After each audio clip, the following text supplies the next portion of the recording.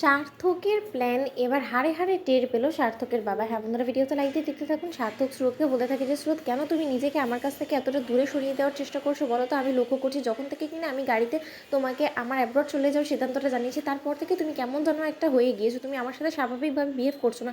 কেন এরকম করছো বলো তো?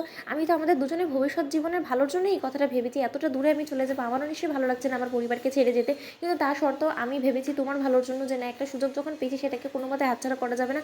অন্তত এটাতে আমি এবং তুমি আমরা দুজনেই দু প্রান্ত থেকে ভালো থাকবো, কারণ আমরা একে অপর থেকে দূরে থাকবো। তখন স্রোত বলতে থাকে যে, কেন স্যার আপনি আমাকে এতটা ভয় পান কেন বলুন তো?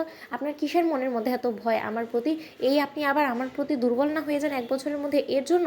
তাহলে আপনার মধ্যে যখন এতটাই উইকনেস ছিল আমাকে নিয়ে, তাহলে আপনার সেটা বিয়ের আগে ভাবা উচিত ছিল। তখন এই কথা বলা মাত্র সার্থক বলতে থাকে যে, অনেক তো ভেবেছিলাম যে না, আমি নিজেকে সামনে রাখতে পারবো, কিন্তু যত দিন গড়াচ্ছে ততই আমি তোমাকে দেখে তোমার প্রতি দুর্বল হতে শুরু করে দিচ্ছি। স্রোত, আমি চাই না যে তোমার প্রতি আমার দুর্বলতাটা এতটাই তীব্র হয়ে যাক যার ফলে কিনা তোমাকে আর আমার ছাড়তে ইচ্ছে না হয়, তোমাকে আষ্টে পৃষ্ঠে জাপটে আমার কাছে রেখে দেওয়ার ইচ্ছে হয়, কারণ সেটা আমাদের কোনো সময় ভবিতব্য হবে না। সেটা তুমিও খুব ভালো করে জানো। তাহলে এরকম কেন রিয়াক্ট করছো বলো তো? আমি বেশ বুঝতে পারছি যে তুমি বাড়ি ছেড়ে চলে যাওয়ার সিদ্ধান্ত এর জন্যই নিয়েছো, কারণ তুমি আমাকে শিক্ষা দিতে চাও। কিন্তু স্রোত, তুমি কেন বুঝতে চাইছো না? আমি মানছি যে তোমার এখন বয়সটা কম, তাই তোমার সেরকমভাবে বোঝার বয়স হয়নি, কিন্তু তাই বলে তুমি যদি এরকম করে ওভার রিয়াক্ট করে আমার কাছ থেকে নিজেকে দূরে সরিয়ে দাও, তাহলে আমার আর কোনো কিছু করার নেই।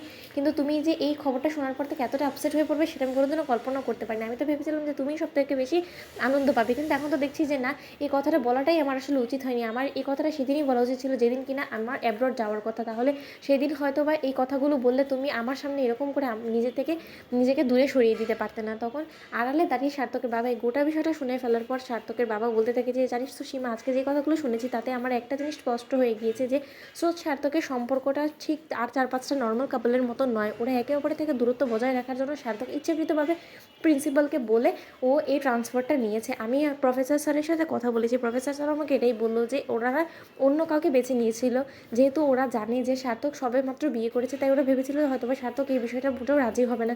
কিন্তু যখন কিনা প্রফেসর স্যারের থেকে সার্থক শুনতে পেয়েছে এই কথাটা, তখন নাকি গায়ে পড়ে যেচে পড়েই সার্থক এই জিনিসটাকে নাকি নিজের নামে ট্রান্সফার করেছে। তাহলে নিশ্চয়ই বুঝতে পারছিস যে ওদের মধ্যে যথেষ্ট পরিমাণে দূরত্ব তৈরি হয়েছে, আর সার্থক নিজে থেকেই স্রোতের থেকে দূরত্ব বজায় রাখার জন্য সিদ্ধান্তটা নিয়েছে। কেন কোনো মতেই না। আমিও ওর বাপ, ও যদি আমার থেকে বেশি চালাকি করার চেষ্টা করে, তাহলে ওর চালাকির জ্বালাই ওকে কী করে আমি ফাঁসিয়ে দিই সেটা এবার তুই দেখ সীমা। তখন সার্থকের পিসিমণি বলতে থাকে যে, দাদা এখানে যে স্রোত আবার বলছে বাড়ি ছেড়ে চলে যাবে, তুমি সেটা নিয়ে কী ভেবেছো বলো তো?